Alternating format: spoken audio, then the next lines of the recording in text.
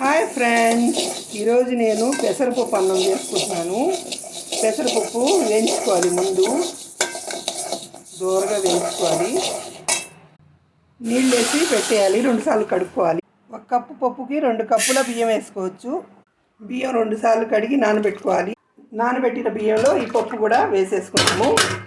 ఇంట్లో జ్వరాలు వచ్చిన వాళ్ళకి, బాగాలేని వాళ్ళకి చలవ ఎండాకాలంలో చేసుకుంటే ఏమి ఇంట్లో లేనప్పుడు చేసుకోవచ్చు. కుక్కర్ వేడి చేసుకున్నాను, గ్యాస్ మీద నెయ్యి వేసుకుంటున్నాను. నూనె, నెయ్యి 2 వేసుకోవచ్చు.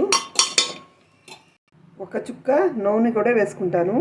నెయ్యి కాగిన తర్వాత మిరియాలు వేసుకుంటాను, కొంచెం జీలకర్ర కూడా వేసుకుంటాను. చటపటలాడిన తర్వాత ఎన్ని గ్లాసులు బియ్యం తీసుకున్నామో అన్ని 2 గ్లాసులు వేసుకో. ఎసరులో ఉప్పు వేసుకుందాం, నీళ్లు పోసాం కదా. ఆగింది, బియ్యం వేసేద్దాం. బయట తిప్పుకొని మూత పెట్టేద్దాం. కుక్కర్ మూత 4 విజిల్లు రానిద్దాం.